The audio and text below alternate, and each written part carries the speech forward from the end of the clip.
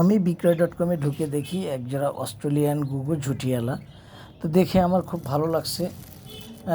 পরে আমি ওনার সাথে যোগাযোগ করলাম।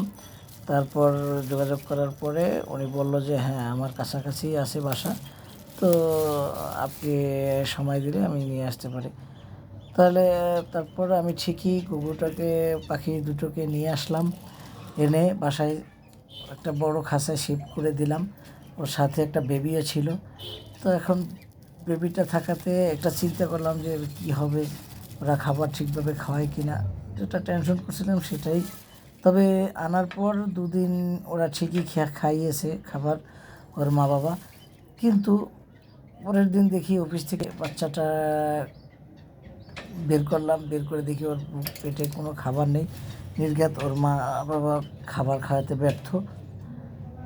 এখন আমি কি করি, হঠাৎ করে সেরকম হ্যান্ড ফিডিংয়ের কোনো খাবার আমার বাসায় নেই। এখন কি করব দিশা পাচ্ছি না। পরে হঠাৎ করে বুদ্ধি আসলো, ছোটোবেলায় একটা কাজ করতাম, কবুতর পালতাম বাসায়।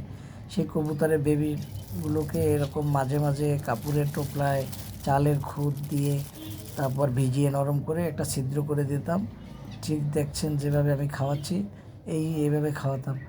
তো সেই বুদ্ধিটাকে কাজে লাগিয়ে পলিথিনের ভিতরে আমি কিছু খাবার ঢুকিয়ে পানি দিয়ে ভিজিয়ে নিয়েছি। এখন এই মুহূর্তে তো আমার হাতে হ্যান্ড ফিডিংয়ের কোনো খাবারও নেই যে ওকে খাওয়াবো। তো সেই বুদ্ধিটা কাজে লাগালাম আবার। দেখলাম যে না, ঠিকই আলহামদুলিল্লাহ আমার বেবিটা এভাবে খেয়ে নিচ্ছে। তো আমারও খুব ভালো লাগছে। আসলে আমি খুবই এক্সাইটেড যে ওর খাবারগুলো ও ঠিকভাবে খাচ্ছে।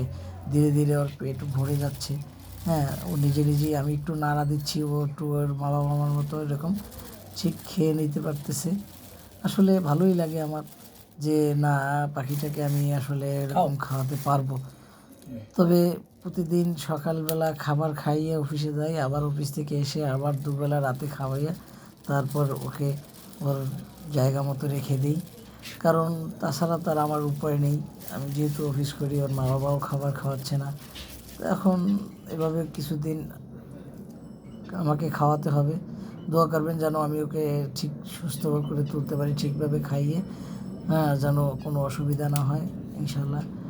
আর যারা যেখান থেকে দেখছেন আমার চ্যানেলটাকে সাবস্ক্রাইব করবেন। ইনশাল্লাহ এর পরবর্তী আপডেট ভিডিও আবার পাবেন। আসসালামু আলাইকুম, ভালো থাকবেন সবাই। দোয়া করবেন আমার পাখিগুলোর জন্য। আবার এর পরবর্তীতে আমি আবার ভিডিও করে আপনাদের দেখাবো যে ওরা কেমন আছে, সুস্থ আছে কিনা সেগুলো। আসসালামু আলাইকুম।